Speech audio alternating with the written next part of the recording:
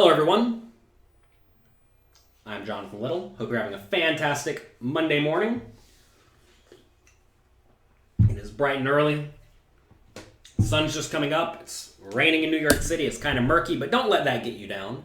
Realize that the weather is irrelevant, and today is going to be a great day. So I asked some of you on social media what you would like to discuss today. And I had a bunch of replies. Thank you for all that. And, some of them were discussing very, very specific scenarios, right? And that's kind of difficult to discuss on a little coffee. So we're going to be discussing slightly more broad topics, okay? Broad topics are a little bit easier to discuss because we can't go too deep. That said, we're going to go a little bit deep because I think that may be what all of you want. I posted something on Instagram with me not smiling after I won $1 million. Why didn't I smile after winning $1 million? Because I was a young, dumb kid and I didn't know any better. Like I said, I made many mistakes as a young person. Not thoroughly enjoying my successes was a mistake that I regret, and is what it is. You learn as you get older. So anyway, today we're going to discuss minimum defense frequency and how it usually does not apply. Minimum defense frequency is the idea that you need to make sure that your opponent cannot immediately profit with their bluffs, right? So, minimum defense frequency is the, inverse, the opposite of the frequency that a bluff needs to succeed to be profitable. So how often does a bluff need to succeed to be profitable? It is the bet divided by the bet plus the pot. Okay? So let's say I bet the size of the pot. That would be 1 divided by the bet plus the pot, which is 1 plus 1. So 1 divided by 1 plus 1 is 50%. So if a bluff succeeds more than 50% of the time, if you bet pot, you immediately profit with all your bluffs. Now what does that say about how often your opponent needs to defend? Well, that number is 1 minus the bet divided by bet plus pot, which is 1 minus 50%, which is 50%. So when your opponent pots it, you need to defend with 50% of your range so that your opponent cannot immediately profit.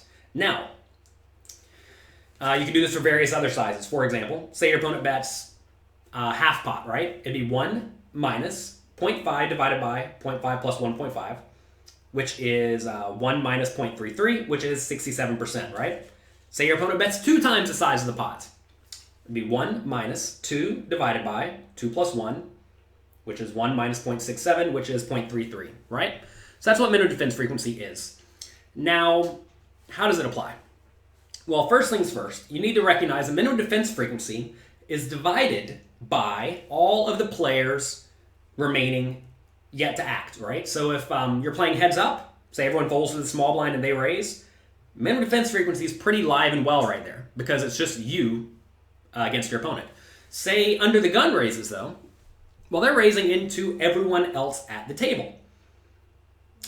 And when they're raising into everyone else at the table, it becomes pretty rough for them because they have to have a pretty strong hand in order to raise because they have to worry about everyone else yet to act defending, right? So minimum defense frequency is divided by everyone yet to act. And this becomes very relevant like post-flop, right? Like say you see a flop 5 ways. 5 ways, you don't really need to defend against the bet much at all, which I'm writing a book for those who don't know. It's called Excelling at Tough No Limit Hold'em Games. One of my chapters is on multi-way pots. And you really don't need to defend all that often at all because your opponent's betting into many, many people who all have reasonable ranges, which means they're all likely to have something, which means stuff like middle pair just gets folded easily. So, when does minimum defense frequency apply?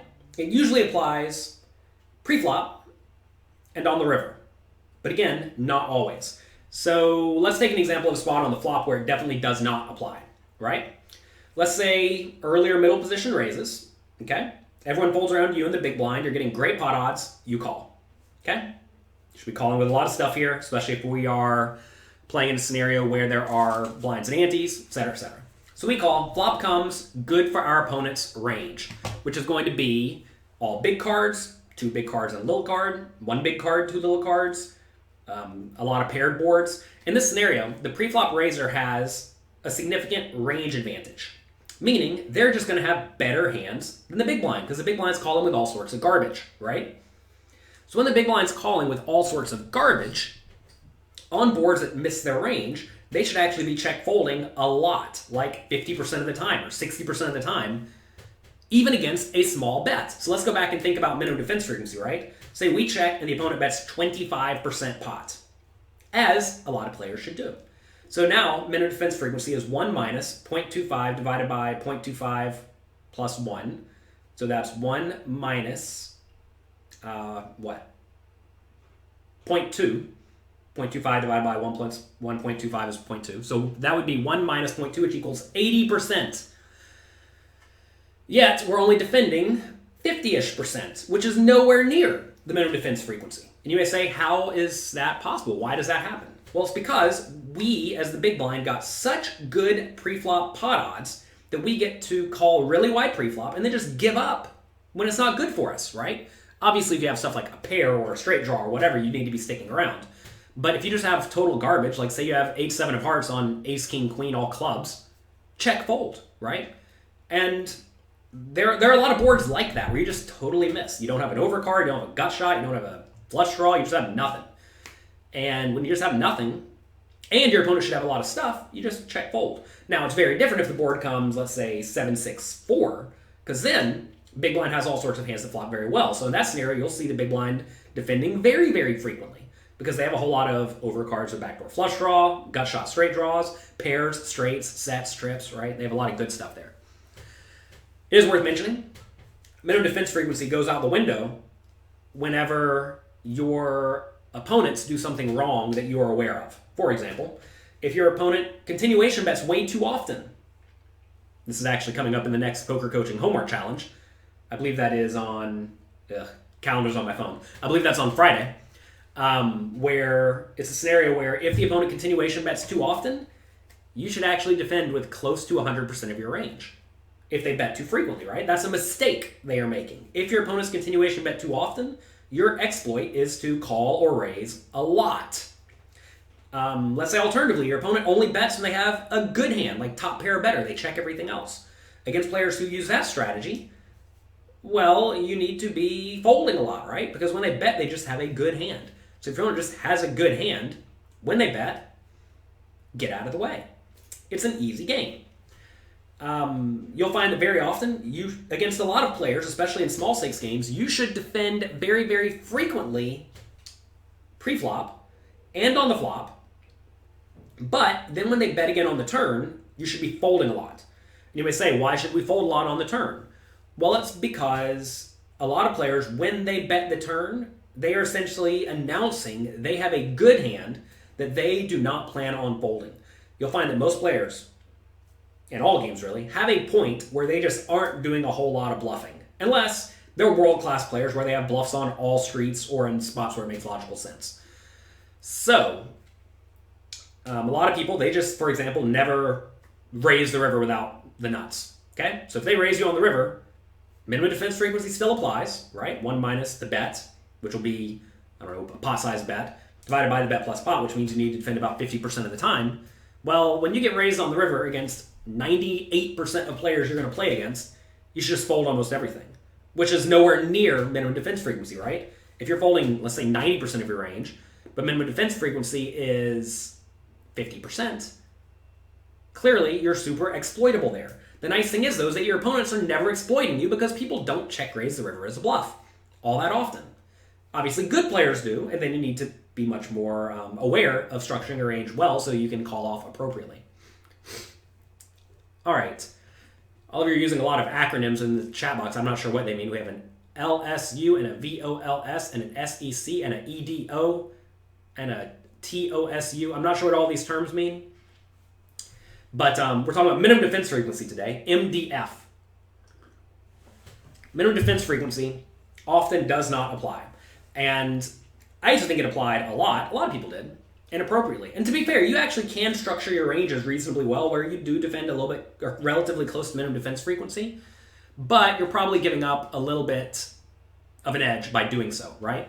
Especially when the board is just not good for your range. It's very important. When the board is bad for you, you're done. You just lose. It just doesn't work for you, right? Let's see. Wishing me a fruitful tournament. Well, I'm not playing a tournament. I'm wishing all of you a fruitful tournament. Good luck. Enjoy your games. Good luck. What if the big blind knows the pre-flop raiser has the disadvantage and he check raises the flop? Sure, right? That's what I was saying. If the board is very good for the initial pre-flop raiser, when they bet, you should just fold a lot. Now, if the board is good for the pre-flop caller, 7-6-4, like I said, that's a scenario we get to check raise a lot or even lead sometimes. So that is a very, very important concept. A lot of people mistakenly think minimum defense frequency always applies on the river. And funny thing about poker is very rarely does it always apply. And when I say always apply, I mean it always applies against a GTO opponent. I am presuming the opponent plays perfectly in this example I'm about to give you. And I'm going to show you an interesting spot where minimum defense frequency goes out the window. First, should I assume minimum defense frequency reduces as your stack size reduces? No, that is irrelevant, Martin. Your stack size is completely irrelevant, and minimum defense frequency, that's just a straight equation. The equation does not change because you get shallower. If anything, you should be able to stick around a little bit wider as you get shallower because your equity realization goes up. For example, if someone raises and you call the big blind with 10 big blinds, you just know you're all in when you get any pair, right? Whereas if you're 100 big blinds deep, you have to fold out more often. So you actually need to be defending wider, from the big blind especially, as you get shallower, assuming your opponents are still playing reasonable ranges. So let's take a look at an example. This is an example straight from my new book, Excelling at Tough No Limit Hold'em Games. This chapter is by Rich Chips Fool Hodesley, who is a very, very strong online player, an excellent coach. I've learned a lot from him, including this spot, because I didn't even know this spot existed. So, 25 big blinds deep, right? That shallow stack scenario. Under the gun raises to 2 big blinds, okay? You call big blind with ace-3 of hearts. Standard. We're not jamming pre-flop here, ever. We're just going to flat call and go from there. All right, flop comes ace-queen-7, all diamonds. We have top pair, no diamond. We check, our opponent bets 2 big blinds, we call. You may say, why not raise all in immediately? Well, the opponent in this scenario is going to have a whole lot of better aces. They're going to have some flush draws. They're going to have some queens, right? And obviously we're in fine shape against the queens, but against all the ace-X, we're just in bad shape. So we need to get out of the way a lot, right? So in this scenario, we should check and then call a small bet. Now, there are a few magic terms for us that are particularly interesting, and those are the high diamonds. You may say, why are the high diamonds interesting? Well, think about it, right? Let's say the turn is the 10 of diamonds, as we're going to have in this example. This is a scenario where who has more king X of diamonds and jack X, or king X with the king of diamonds, or jack X with the jack of diamonds, right? Let's think about this. Who's going to be is the opponent even raising king, queen offsuit, pre-flop? Maybe not. Is the opponent raising queen, jack offsuit, pre-flop? No. Is the opponent raising king, jack offsuit, pre-flop? Not if they're good. So in this scenario, your opponent really doesn't have a whole lot of king of diamonds blank. And you know they can't have king, queen of diamonds, or ace, king of diamonds, or king, 10 of diamonds, because those are all on the board, right? So your opponent really has almost no combinations of the king of diamonds or the jack of diamonds. Kind of cool, right? So on high diamonds, this is a scenario where the out-of-position player, the big blind, with a shallow stack, should be leading very, very frequently. Very, very frequently. Let me actually see if I have Pio Solver pulled up here. I think I do. Let's see. Yeah.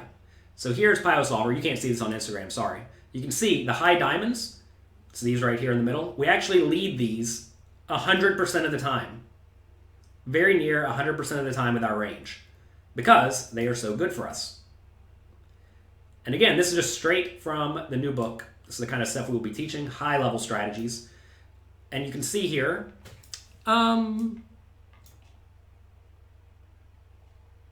let's see.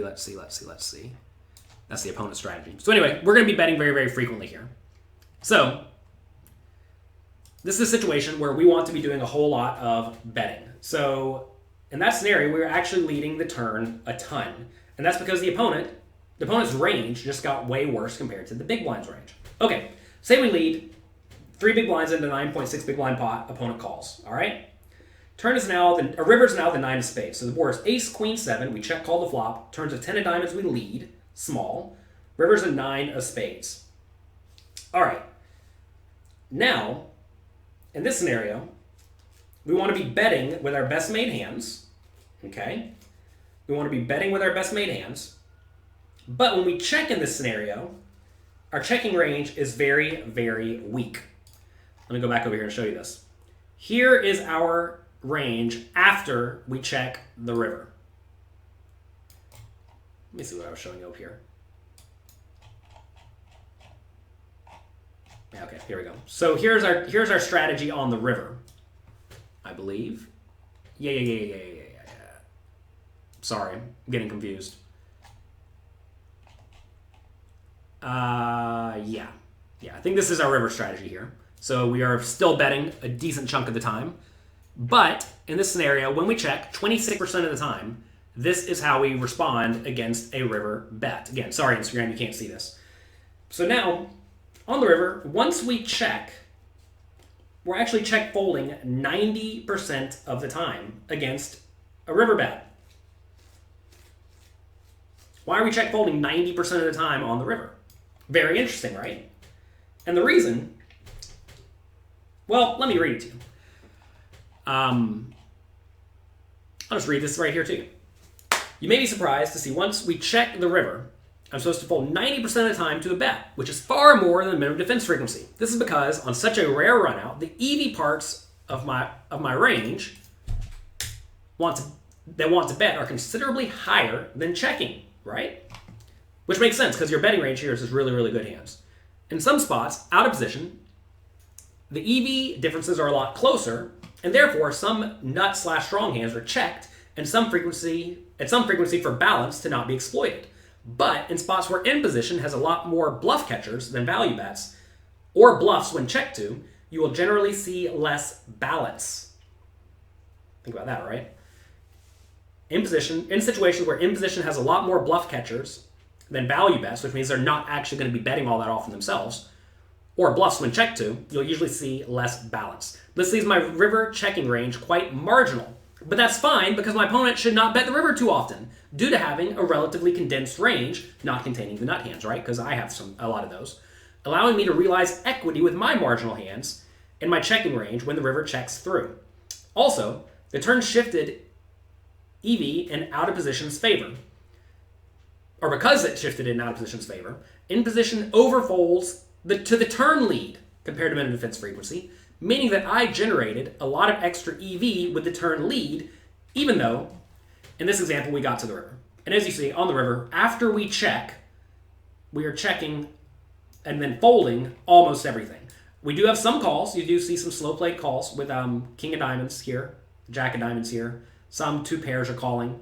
But for the most part, we are significantly unbalanced when we check the river because we produce so much EV on that turn that we get to lead 100% of the time. As you see again, the diamond turns, all the big ones, we are leading 100% of the time. And that's a very, very interesting corner case in poker that does come up that's kind of neat. What's the name of this new book? It's not out yet. Excelling at Tougher Limit Hold'em Games. It'll be out by the World Series. With any luck. This is just one tiny snippet. It's an advanced book. Why are we leading just high diamonds? Because it blocks the potential for the villain could have the high diamonds? Well, think about it, right? Like I just said, the opponent doesn't have very many combinations of king of diamonds blank and jack of diamonds blank. Opponent could have ace king with a king of diamonds, sure. They could have king queen with a king of diamonds, sure. But that's about it. Julian says, it would be nice to see the hand example. Sorry, Instagram. If you want to see the hand example, go to youtube.com/pokercoaching and watch there. Believe it or not, we have this jerry-rigged setup where I have my computer over here with a camera. You all see this? Here's Instagram. And then we have Instagram. Blame Instagram for not allowing you to see the same stream that everybody else sees. Blame Instagram. Don't blame me. Sorry. We have not very many people watching on Instagram. We have hundreds of people watching elsewhere. Sorry. Maybe I should just turn it off on Instagram. You all think we should just stop streaming on Instagram? You get to pick. So yeah, anyway, in this scenario, you have to ask who has more King of Diamonds X. Because Big Blind certainly has King, Queen, King, Jack, King 10, King 9, King 8, King 7, right? Same thing with Jack. King, Jack, Queen, Jack, Jack 10, Jack 9, Jack 8. All of these hands are really, really strong compared to the opponent's range. But couldn't he call the turn with any diamond? Sure. But what diamonds does he have? Ratty, ask yourself, what diamonds does the early position raiser have to continuation bet the flop, first off? Right? I mean, really, they're not raising any hand with the 9 of diamonds, or the 8 of diamonds, or the 7 of diamonds. Besides, we can't have 7 of diamonds. Besides pocket 9s, right? It's 3 combinations. Pocket ace, 3 combinations, right? And there just aren't very many combinations of those hands. Where should you be watching this? You're on Instagram. youtube.com/pokercoaching. There you will see the chat where everybody else is typing. You'll see the ranges, the images we're showing. It'll be a little bit better experience. So again, it's all about range analysis and understanding how ranges interact, right? So anyway, the whole purpose of this is to show you, in this scenario, when you use the GTO strategy, you're supposed to be check folding almost everything on the river if your opponent bets. Because think about your opponent's river betting range. When they bet the river here, they either have the King of Diamonds, maybe the Jack of Diamonds, or a bluff.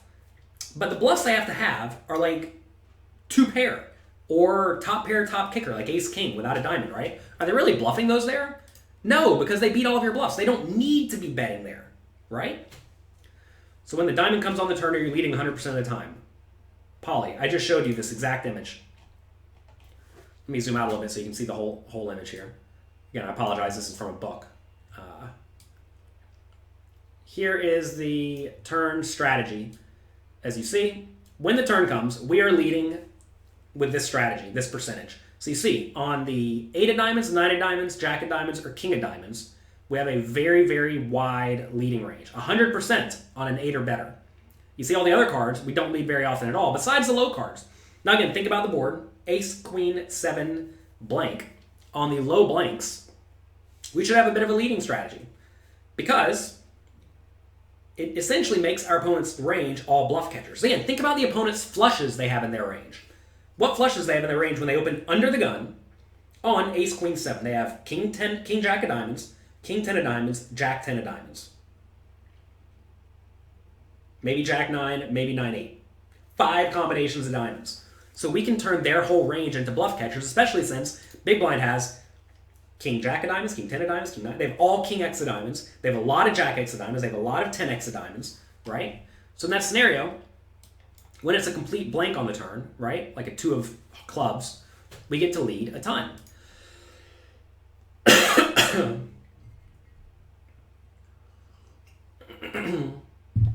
Paul says this is much better than Instagram.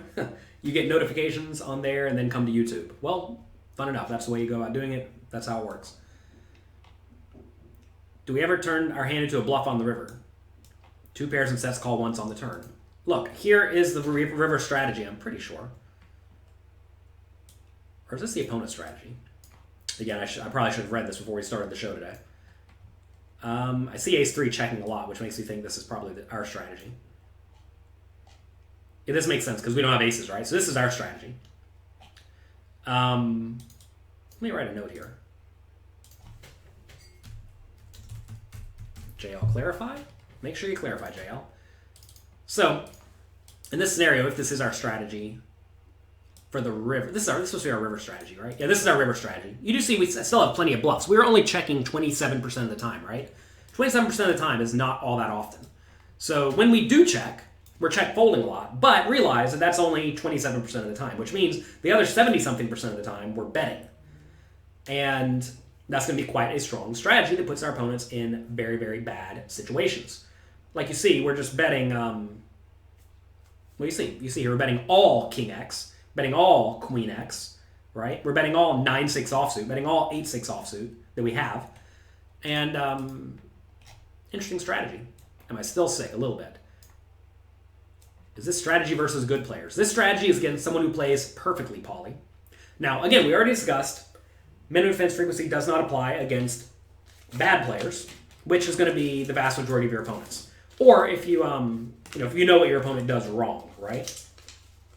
You're going to find, for the most part, in scenarios like this, most people are going to be folding a lot on the turn. Put yourself in the opponent's shoes, right? Let's say you do have ace-king. You raise under gun, opponent calls, flop comes ace-king, ace-queen 7. You bet, they call, turns a 10 of diamonds. You're just folding when they bet. It's unfortunate, but you're just folding if they bet, right? And it's a bad spot, but what are you going to do?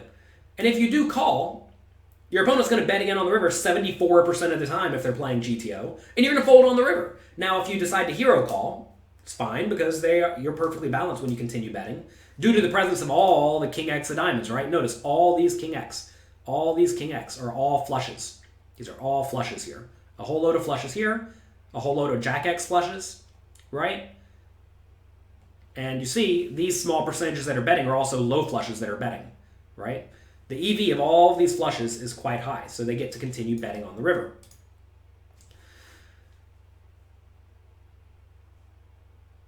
So, that is that. You always thought this stencil was on the wall, so now your dreams are crushed. Sorry. Let's see.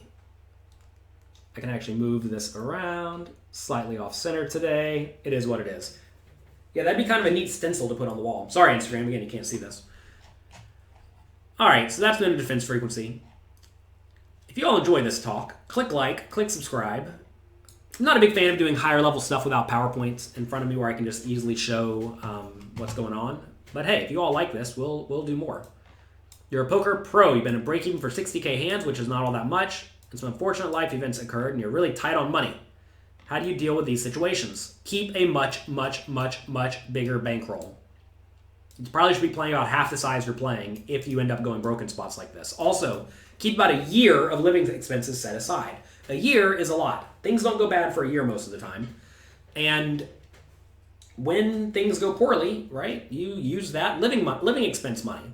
It sounds to me like you probably did not keep living expense money, which is a bit of a problem, right? Because if things go poorly in life, which inevitably they will inevitably go bad, you're going to have setbacks. It seems like every month I have some giant expense where I should plan for these things, like kids have to go to school, or we got to pay taxes, or whatnot, right? And I'm just like, oh, here's a load of money. Here's a load of money. Here's a load of money. I'm like those little images where people like shoveling money into the furnace. But I mean, that happens, right? And how do you prepare for it? Realize it's going to happen and then prepare accordingly. Don't be shocked whenever someone gets sick or your car breaks or someone robs you or whatever. That kind of stuff will happen inevitably, and you need to make sure you're prepared. So, recover, realize it is what it is, grind harder, grind more, and prepare. Let's see. So minimum defense doesn't apply on the river. That's not what I said, Jared. Minimum defense doesn't apply anywhere in theory, but I was giving you a very specific case where it really doesn't apply because you're check folding 90% of your range, right? Are you saying it really doesn't apply because most people are not bluffing the river enough, taking a bet line? Yeah, most people do not take a bet line. I completely agree with that. And if people don't take a bet line without a value hand, you should be folding a lot to a river bet, right?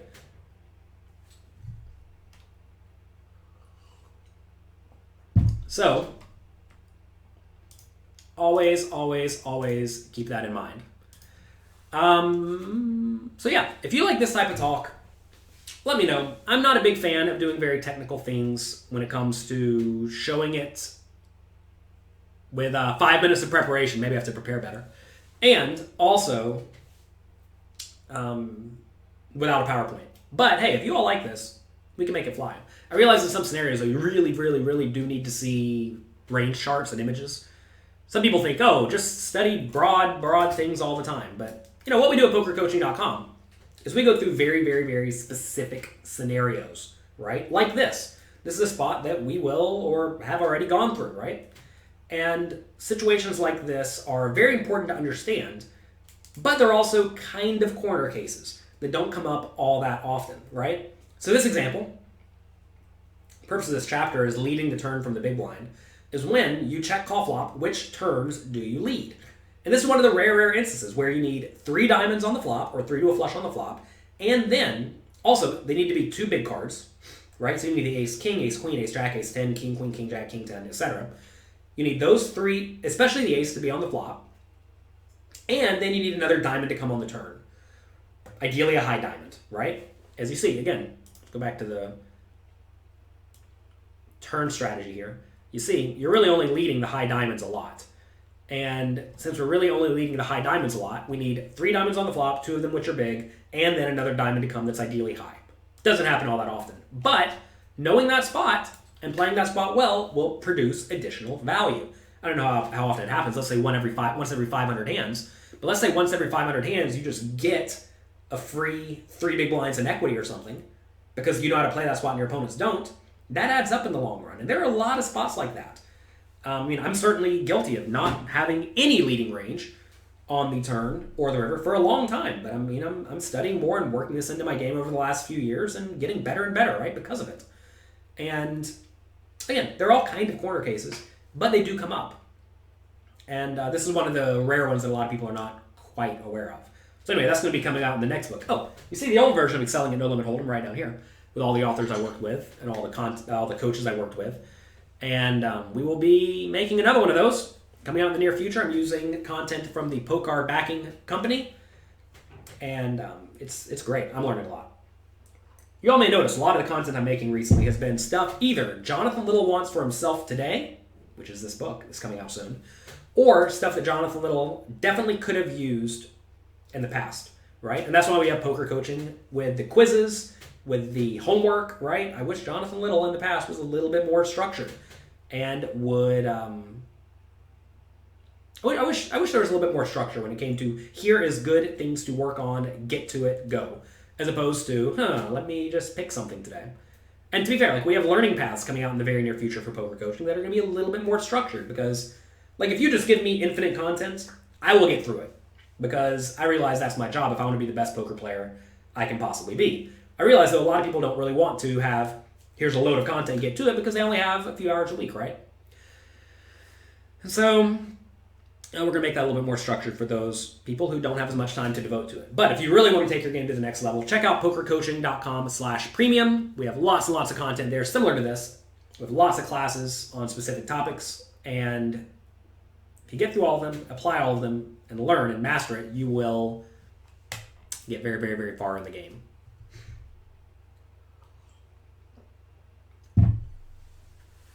There has to be a point at which everything is beaten or solved. Well, No Limit Hold'em is essentially already solved. I have a book, Modern Poker Theory, that I helped Michael Acevedo write, that I published, that Michael Acevedo has already essentially solved No Limit Hold'em very, very, very, very thoroughly. There are obviously situations where he's only picked 5 bet sizes as opposed to all 1,000 you can use, but it's pretty close to solved. And yeah, it's already done. Question is, can you implement it? Implementation is the problem. It's very, very, very, very difficult for people to implement the GTO strategy. So, is it solved? Essentially, yes. Does it matter? Essentially, no. Which is great. If you have any questions about your subscription at Poker Coaching, send an email to support@pokercoaching.com. We have a great support team that will help all of you with any issues that you have. EBGB said, you just got 2 years of poker coaching? And he was looking for a little structure, and he got the learning paths. Great. Send us an email, and we will get all that for you. We have a webinar with Jonathan Jaffe tonight. Yes, one of the absolute best exploitative players in the world. And that's for the Poker Coaching Premium members. Again, check that out, Poker Coaching Premium. So what do you mean by how much can No Limit Hold'em evolve? The thing is, people are not going to play the GTO strategy. They're just not, right? Even the best players in the world, if you ask them to play the GTO strategy, they can play at 80% proficiency, 85% proficiency, something like that. But no one's playing it anywhere near perfectly. They're trying their best. And these are the smartest people who play poker, and they're still nowhere near proficient at it. And It's just hard to do, right? There's an app that came out recently by Dominic Niche, a good, strong GTO player, right? He knows GTO better than most, and he streams himself playing it every once in a while, and he's like screwing up left and right. And he's one of the best players in the world. And I play it and I screw up left and right. And I understand GTO pretty well myself, and it's hard, especially in once you get to very odd corner case scenarios. How many hands do you think a bluff gets through or a good fold saves you chips? The run out of the card determines most of the hands. I disagree with all of these things. Disagree with the vast majority of those statements. Bluffs get through at roughly the frequency bluffs need to succeed. So, for example, on the river, if minimum defense frequency is 50%, bluffs probably can get through about half the time. Way better than 1 in 10, right? Whenever you make a hero call, say you need to be good 50% of the time, it's probably going to be good about 1 in 50% of the time. What was the turn leading size here? Turns out we should be leading relatively large. Our hero in this example made the mistake of betting a little bit small, but relatively large size is used, probably about 60% pot, something like this. We don't need to be ripping it all in. That said, maybe ripping it all in is fine. This is another example where I think this size is probably just all in. Looks like it. So if we're leading all in, this is one of these scenarios where in tournaments it's very, very risk heavy, and you will find, again, exploitative play, right? You get to lead smaller than GTO will recommend because people will just overfold there, right? As was discussed in the chapter. And when you lead all in, what's going to happen is your opponent's just going to fold way too often. They're not calling with ace-king or even 2 pair. It's like, oh, do I really want to call it off in this scenario? The answer is no.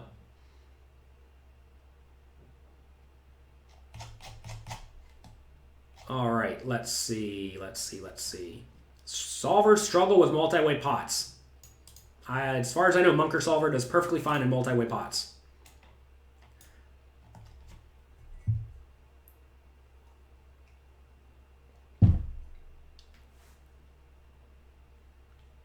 You write a comment below and above your question. You're sad. Well, type it again. Realize I'm managing 2 chats here, trying to think about useful things to say, etc., etc.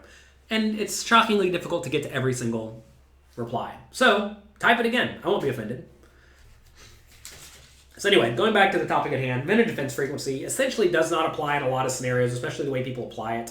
It applies to some extent in heads-up spots where ranges are roughly equal, or at least equal-ish, right? Whenever the ranges are very different, like on this river we just discussed, where out-of-position players has a whole lot of nuts, it's not going to apply, right? Same scenario where if under the gun raises a big blind calls and it comes ace, king, queen, doesn't apply because the ranges are very, very, very, very different. So as the ranges get closer and closer, that's when minimum defense frequency really does start to matter, right? Matt says, you can always tweet me later. Good chance you're getting a response. Yeah, I replied to the vast majority of people who tweet at me on Twitter. Send us an email, support@pokercoaching.com. We get to that, right? Something I try to do, at least until I become immensely popular, I'm only a little popular now, is to reply to all of you because I want to help all of you become the best versions of yourself. You want to be the best 2-5 cash and $125 to $500 tournament player you can be. 12 hours a week studying, will that be enough? In theory, no, right? If you're trying to be the best you can be, devote your life to it. Not 12 hours a week. That's just 2 hours a day. It's not a lot. That said, it's way more than most people. You'll be better than the majority of your opponents. Like, look, in my mind, if you're really serious about being the absolute best poker player you can be, do what I did when I was 18 years old, where I would play and or study poker 16 hours a day, every single day. I took no off days for 3 years. I would take 1/2 of a day off each year to celebrate Christmas with my parents. And that was it. You may say, that sounds like a horrible existence. Well, kind of was, right? And I don't know if I would recommend going that hard. Maybe more like 6 days a week of that. Sure. I see no problem with that. If that is actually your only goal. Problem is, people have different goals, right? They want to spend time with their family. They want to spend time with their friends. They want to have a job. They need to pay their bills, et cetera, et cetera, et cetera. And people think they have goals that are not actually goals that they're willing to sacrifice everything for, and that's okay, right? Like, I recognize my goal is no longer to be the best poker player in the world. I sure was trying my best when I was young, right? I wanted to be the best sit-and-go player in the world. That was the goal. And I don't know if I ever got there. I probably got into the top 5, but, top 5 is plenty good enough to make lots of money. But like even today, my goal is not to become the best poker player I can be. I have 2 kids and a wife, and I have all of you who I'm obligated to help become better, right? So, I'm not studying all day. I'm not playing every tournament. And it's important to realize what you can accomplish given the restrictions you have in life, right? So be aware of that. And if you do have other people in your life, make sure they are on board with whatever plan you decide to implement. And once you decide to implement it, do it. Obviously be willing to change if it makes logical sense, but like say you do have a wife and 2 kids, you can't be studying or playing poker 16-hour days every day. 16 hours per day every day. You just can't do it. So, realize your goal is not to be the best poker player in the world. Maybe the best poker player you can be given those restrictions. And if that's the case, then it becomes more a question of how do you best use your time that you have. Because I feel like I'm pretty great at jam-packing study content into the few hours a day that I get to spend. And like even then, I'm still spending a few hours a day, and I'm not even playing all that much, right? So, how do you jam-pack it? And that is my goal at this point. Being aware of restrictions is something you're always working on. Yeah, you play and study as much as you can. That's right. Who were the toughest rags back then in the sit-and-goes? Justin Bonomo, Daryl Dickin, Phil Galfond, and Dave Benefield. There were certainly some others, but they were all generally thought to be the best. Did I say Andrew Roble? Andrew Roble, I think, was probably... I don't know, it's kind of tough to say because a lot of them quit at some point. So, like, are we talking about the early days of sit-and-goes? Justin Bonomo, Daryl Dickin was the king. He was undisputed king. He would play all the time. He'd play all the high stakes. He'd play all the tables. I believe back on the day they ran only three, $15,000 buy-in sit-and-goes. I didn't even play any of them, so clearly I wasn't the king. And Daryl Dickin won 2 out of the 3. There was someone named Gambaholic who played all the time as well. Anyway, there were the people who I knew personally, who I like talked strategy with and whatnot. Phil Galfond, Dave Benefield, Andrew Roble, Justin Bonomo. Those were the main ones back in the day. Shannon Shore, my good friend, we played all the time. There were a lot of us, but I mean, if we're talking about the actual ones who were winning all the money all the time, the lesser ones, perhaps I was a lesser one, winning only about $30,000 a month. There were a lot of lesser ones back in the day. If you can be a lesser one and still win $30,000 a month, it's not so bad. What's a good ratio to study to play? If you're bad, you need to be studying almost entirely. If you're good, you get to study less. What was my ROIs and sit-and-goes back in the day? About 10-ish%. It declined over time because the games got tougher / unbeatable. Was this on Stars? No, this was on Party Poker. Sit-and-goes on Stars weren't really that big of a deal. They were really going off on Party Poker. Party Poker was definitely where the vast majority of the poker was taking place back in the day. And then when Party Poker closed to Americans, a lot of the action moved to Stars. Stars was like the secondary site back then. So once that happened, essentially all the good regs from Poker Stars, or Party Poker went to Poker Stars. All the bad players did not. And then that just made the games awful and the games died. So games were amazing back then on Party Poker, that's for sure. Have I ever played against Tonka? I don't know. I was very fortunate to be at the right place at the right time. And a lot of the best people in any industry were fortunate to be in the right place at the right time. Think about Bill Gates, Steve Jobs, people like that, right? They were very fortunate to be at roughly high school / college age when computers started to become a thing. And they all lived near enough to one of the few computer terminals in the world, there are only like 5 or 10 of them within the United States, where they could go there and play on computers as a young person. They had a huge head start. I was very fortunate to be 18 years old when the poker boom was happening, where I had no obligations, right? I just told you, 16 hours a day, all day, every day. And that's because I had nothing going on. And that's why you see a lot of people roughly my age still as the best poker players in the world. Look at the super high roller tournaments. They're all 33 to 38 years old. All the players are, all the super crushers, right? When I say all, I mean 80% of them, right? And these are all people who had a gigantic head start. And that allowed a lot of us to struggle, yet be fine. Like, I mean, I had periods where I tried to transition to poker, live multi-table tournaments, where I struggled for like the first year when I was 18 years old, or 21 years old. I did quite poorly. And how could I do poorly but not go broke? Well, because I had a gigantic bankroll from crushing the games for 3 years straight, right? And a lot of people had that same experience where they had struggles. Everybody has struggles, but if you have 20 times the bankroll of someone else who's going through the exact same experience, I get to lose 20 times as long, right? And that gives you plenty of time to continue progressing. Also, it gives you plenty of time to buy resources, or plenty of money to buy resources. And I spent, I think numbers like $25,000 on coaching at this point, and it's been well worth it. I mean, I always try to spend money on coaching. I'm not even counting the money I spend for all the poker coaching content. That's over $100,000 a year for all of you, where I'm just spending money and giving it back to all of you who are willing to give me a little bit of money each month and work hard and improve your games.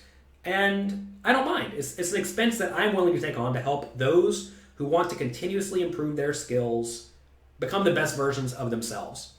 So, work hard and study. If you've not already, check out pokercoaching.com/premium, and you can learn as I wish I was able to learn as a young poker player. Is Poker Snowy too tight to beat GTO players? No, I don't think so. I think it'll do perfectly fine against GTO players. Now, you may find it's too tight against loose, bad recreational players, right? I would definitely suggest playing slightly wider than Poker Snowy against the majority of players. Typically, as people get worse, but not in like an overly aggressive manner, you just get to play wider ranges. How do you find a mentor? Wendell says, rent a mentor. Not a bad idea, right? Hire a coach. If you actually care about getting really, really good, pay someone a good rate to teach you exactly what you want to learn.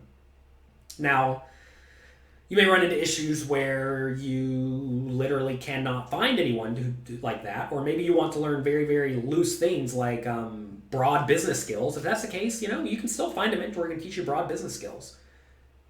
In terms of like ways to get good, one-on-one coaching is like vastly superior to everything else, because one-on-one coaches can very quickly tell you exactly what you're doing wrong, right? Like, I have a mindset coach, I have a business coach, and that's because they help me get way better. I have a group of business mentors I meet with every month, and then a business coach I meet with every month, just to help, right? I present my problems, they fix my problems, I come back, those problems are fixed, and I move forward productively, right? So that's that. Xenom says, minimum defense frequency does usually apply. What are you talking about? Well, apparently you missed the talk. You're late. Go back and rewatch the replay, and you will see various instances where it completely does not apply. Let's see. You wish you had this coaching when you first started. So do I. How do you get private lessons from me? Email support@pokercoaching.com.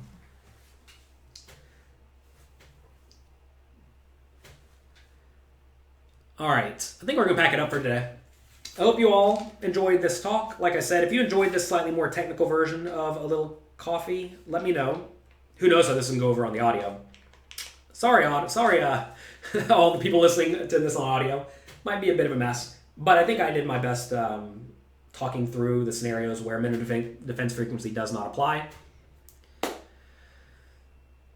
If you all want more content like this, again, check out pokercoaching.com/premium. I have over 100 classes that are video with a PowerPoint, well thought out ahead of time. And that will be, if you really want to take your game to the next level, that is how you do it. And again, private coaching is best, but if you cannot afford private coaching, because private coaching is often relatively expensive, right? The next best thing you can do, find good mentors in the form of good poker players who make content on training sites. I personally like really interactive stuff like webinars where you can get on and ask your questions. It's kind of like private coaching. And I also like the quizzes, like at pokercoaching.com, where you can go through and test yourself. And I like classes that are short, succinct, and on specific topics, which I have over 100 of at pokercoaching.com. So check it out, enjoy yourselves, learn a ton, and let me know. Again, if you have any questions, comments, suggestions, etc., please email me, support@pokercoaching.com.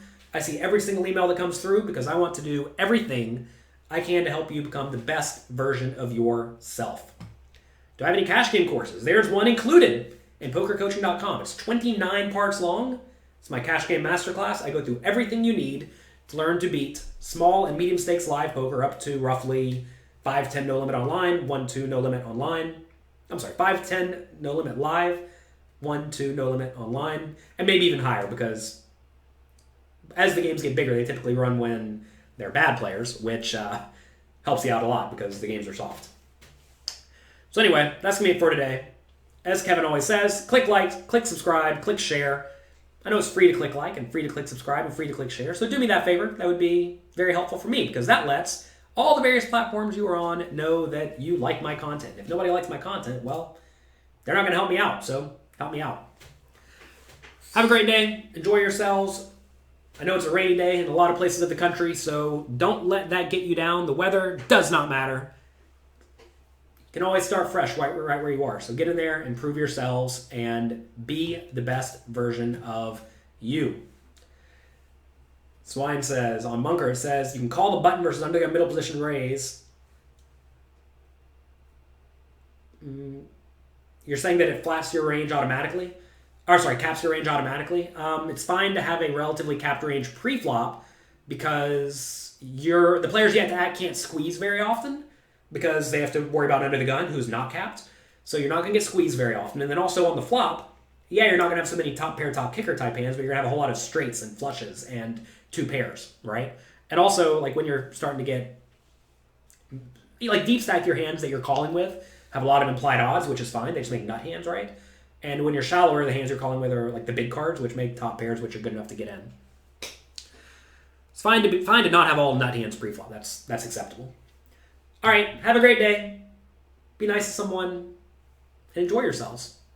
I'll see you again on Wednesday.